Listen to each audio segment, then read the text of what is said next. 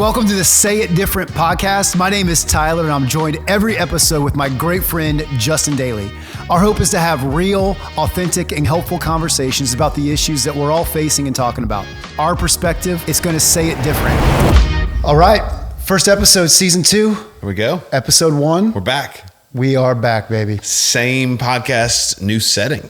Very new setting, yeah. If you're not joining us on YouTube, we went to a absolute... I feel like I'm in a 1920s speakeasy right now. Yes. Yeah. With no alcohol. Well, it's the 20s. You're not allowed to have alcohol. It's prohibition. Yeah. That's a good call. We're Christians. We're prohibition. Great but call. we're in the vibe. Yeah. Yeah. Very good flow. Nice flow. I'm back. I'm glad to see you back. It was a little dicey there in the off season. I wasn't sure. Well, negotiations ramped up, and we were kind of figuring out if it was worth what was being offered, which was $0. But we made doubled it happen. it. Yeah. We doubled it and got you to sign. Yeah, so people love drama, and I'm just trying to create some drama here. We're actually fine, and we're looking forward for season 2. I was kind of hoping to pull like an Alabama and get an NIL deal and really get a better offer and enter the portal. Well, but I couldn't. Right now, I don't know that you want to talk about NIL in the state of Florida. Right now, the NCAA is cracking down on Florida. That's true. So, it's tough. It's tough to be a Gator. Or a Seminole with NIL. Great to be a Florida Gator? I'm not sure. Yeah. The jury's out. Yeah. The jury's out. So, look, I need to start season 2 off with the right approach. Okay. The right conversation, the right content. It all matters. And I need to ask you something. We're both married guys. Yes. We're sitting in this beautiful speakeasy having a conversation. It's not actually a speakeasy, but and I just want to ask you that there's some type of dilemma that exists, and I think every marriage. Okay. But specifically my marriage. So I'm counselor again, therapist. I think that this is a universal issue. Okay. Okay. Do you have streaming services in your house? We do. In your home? We do. There's some type of unwritten expectation when it comes to streaming services. Okay. Do you and Gabby have a list of shows that you watch together? No. You don't? We do not. No together shows? If we agree, but I believe that entertainment should be entertaining. So, okay. And it's not quality time to sit next to each other and watch something. Well, I think the idea of our show is a universal, like that's a thing across Well, if we can find a show things that can be our show, but your show doesn't have to be our show. Well, have you ever found yourself in this situation? No. I have 3 kids, very active stages. Yes. One of my kids is a cheerleader. Okay. And she's gone till, 9:00, 4 nights a week. Wow. I like to get horizontal by 8:30 p.m. Yeah, you're very... I'm an old man. I'm an old soul. An soul, which is why we're at a speakeasy. Yeah. Old soul. Just to be clear, horizontal, I mean you're ready to go to sleep. Lay down. Yeah, okay. Good. I like to get horizontal and lay down. I want to make sure everybody knew this is a PG-13 podcast. Yeah. Well, yeah. Good clarification. Just making sure for the kids would have taken that the wrong way. We are safe for the little ears here at Say It Different. Safe-ish. Yeah, but I like to lay down. I got the other 2 kids winding down, homework done, and I'm going to watch a show. Okay. I'm going to get into a show. Great. And the amount of times that my wife has come home with our other child at 9:30, and I'm an episode deep into a show like The Terminal List, a show that she has 0 interest in ever watching. It's a great show. But the amount of times I hear, "Oh, what are you watching? You didn't wait for me? You want to watch this with me?" Ooh, that's a tough one. Do you hear my dilemma though? You don't want to watch this with me. That's tough. There's a Reddit thread. Yeah. There's a Reddit thread that says like who is the a-hole? Oh. Am I in the wrong there? Or am I in the right there? It's a show she's never going to watch. I think when it comes to marriage, I could answer that principally or answer that for your best interest. Well, principally, I think you're right. Thank you. But you being right in that context is not helpful. At what stage of the marriage does wanting to be right trump what the answer should be? you just got to be a pros and cons list, right? Like how big risk reward. Yeah, no, I get it. It sounds like you need a clarifying conversation. I think I've had a couple, and that's why I'm taking it to you. Now, if you've set clear expectations, I'm coming to a pastor to now bring him into the conversation because one-on-one hasn't worked. Do not bring me into this conversation. It hasn't worked. I do not want to be brought in. Well, the other side of the coin is the amount of times I have had to, and I'll use the word endure because that's what it's been, episodes of a show like The Crown. Yeah. Good Lord. I'm not doing it. I'm not doing it. Refuse. But to your point earlier, you want to go for a walk, you want to hold hands, you want to stare at each other and tell each other how much we love each other, do all that. Yeah. I'm not watching a show that I'm not into. It's entertainment. I would say the same mentality that you just gave me to lead through waiting for the terminal list. It's the same mentality I'm implying when I'm getting through the But Crown. You can't do it in the moment. Clarity is kindness. Yeah. You got to be clear up front. I'm going to do this, but I love you. What can I do to serve? What can I do to serve you? Because I'm going to participate in this activity alone. Can I just ask you why are women so complicated? Why? Oh, I don't think they are. I think they're great. Why can't I just understand them? Oh, you're never going to understand them. Yeah, that's all I want. I'm not calling them complicated because they're complicated. I'm calling them complicated because I don't understand them. Yeah, we're just stupid. It's like a math problem that I can't solve. Yeah, you're not good at math. I want to solve for X and I can't solve for freaking X. I think you're trying to solve an non-solvable equation. It's like pre-calc. Yeah. Ugh. Yeah. You have all of the variables. You have all of the equations, but there's no answer, Pastor Tyler. And I'm definitely not going to show my work because that's going to be a mess too. No. You would not want her to see your thought process. No. Yeah, it's not healthy. Yeah, it's bad enough I'm voicing it here. Yeah. She's going to see this. I do love that we counsel your marriage publicly. Well, I don't think it's, like I said, I don't think it's just me. I would submit there's many people that feel this pain and they're glad that I'm voicing it. I think this could be the most important conversation we have all season. I don't want to call myself this, but I would say maybe I'm representing, as a prophet would, the needs of the people. That's a stretch. Yeah, well, I know there's people thankful for this moment.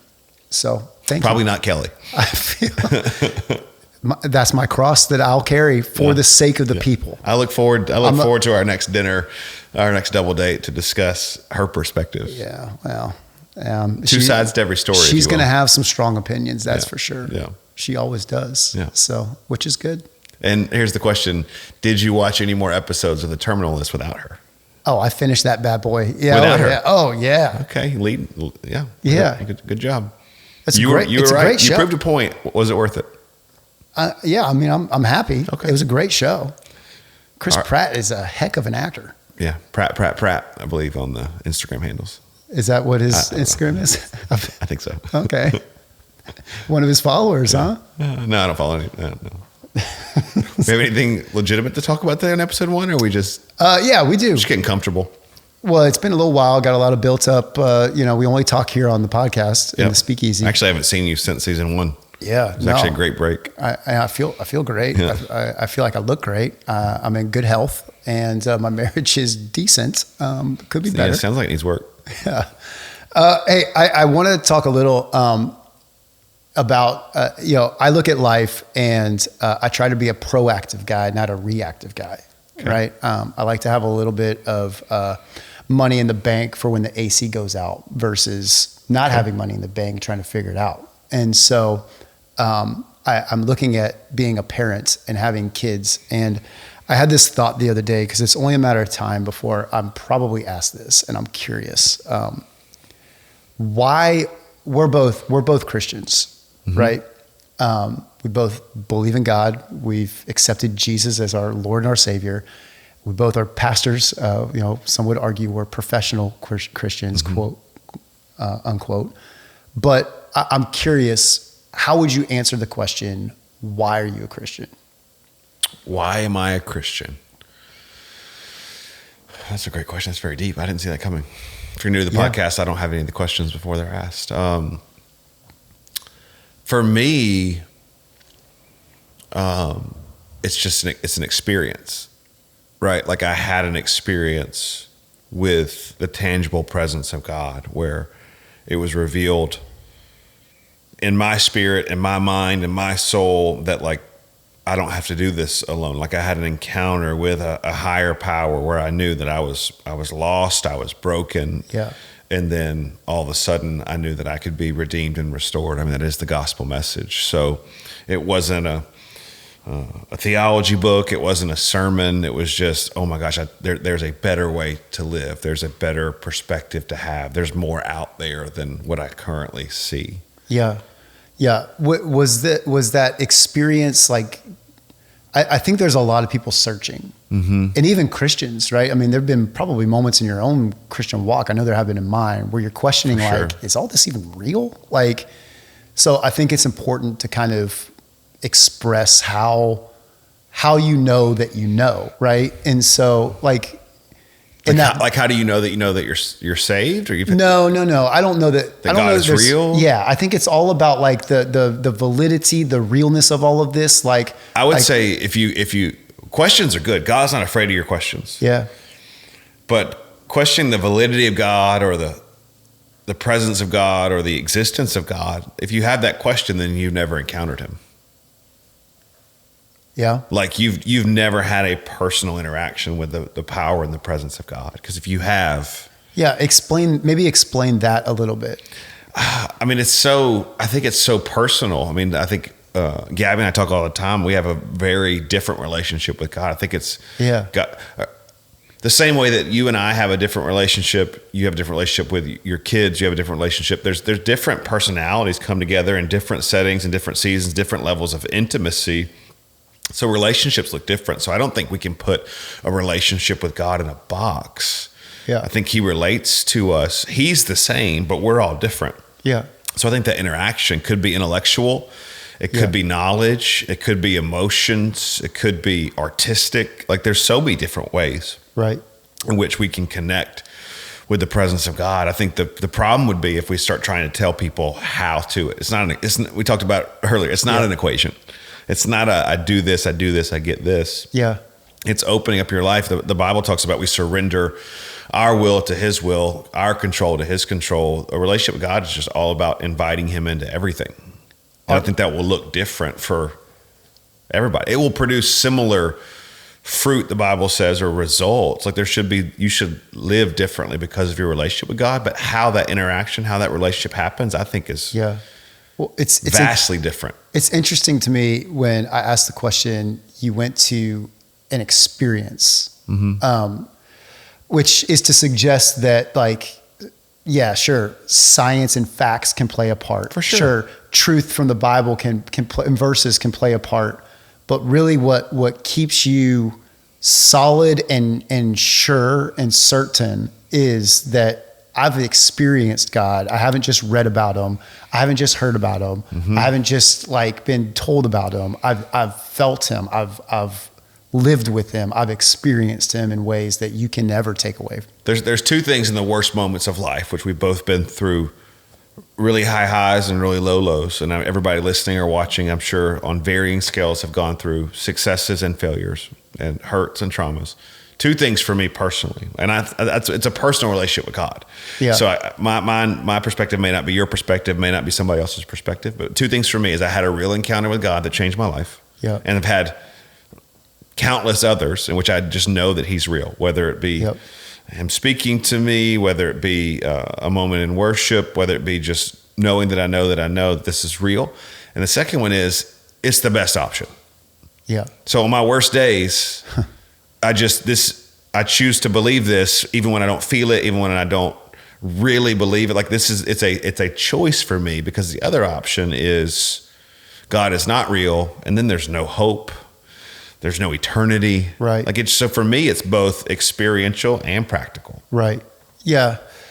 Yeah. There's a moment, I mean, I was 20 years old. I grew up in a Christian home, and I came back from my freshman year of college, stayed in the community school, community college in Bradenton.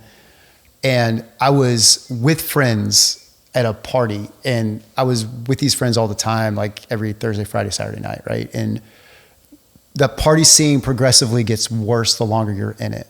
And there was a night where We're hanging out in this really dumpy house, and somebody breaks out just some hardcore drugs, and some of my friends start using them right there on the table 10 feet away from me.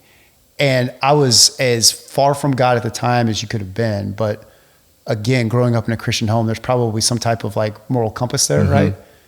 And I'm convinced that the Holy Spirit said to me in that crazy scene, if you don't get out, this is going to be you eventually. And I mean, that was God, right? The same way that the guy's talking about, I was in a hotel room all by myself. I opened up a Bible and gave my life to Jesus. No, I think we create this such a small box for God that he meets us just when we're reading our Bible, which he does. That is his word to us, just in worship, just at church. And I think so many times he's speaking to us when we're on a walk, when we're working out, when we know the right thing to do. Like you knew you had to get out of that, or that was going to be you. I think so many times we're like, well, I had good intuition, or I had a good idea. And really it was the Spirit of God convicting us, pointing us, leading us, guiding us. And so I think if we would quit putting God in a box and then kind of open up our eyes to kind of our journey, I think we'd look back and see, oh man, that wasn't me. Like God was leading me here. God was opening this door. God was closing this door. So I think we need to include him in more of our lives and realize that he probably has a lot more to do with things than oftentimes we give him credit for. No, I think, I don't know. Like I said, maybe it's just my kids, but it's greater than that, right? Like people are searching so hard to know what's real and to know what's true and to know what's right. Even listening, there's potentially people that are searching, but there's also probably a lot of people that have found God and are around people that are searching on a regular basis at work, at school, at all the places that were the gym, what places that we're going. And I'm anticipating getting asked that question, right? And I just think it's so important to kind of have your head wrapped around how to answer that. Yeah, I would say if you've encountered him, there's nothing more real. So if you're searching, like maybe invite God into more of your life. Maybe take him out of the box a little bit. He's not, the Bible says, if we draw near to him, he'll draw near to us. Like he's not hiding. And so if you're searching today, like I need something from God. I want to feel the power and the presence of God. I want this, like he's not far away. It's us releasing that posture of control and giving him access. And so I would say just maybe open up and include him a little bit more. Take a step. That's helpful. Yeah, that's good. Well, I think that's all the time we have for episode 1 of season 2.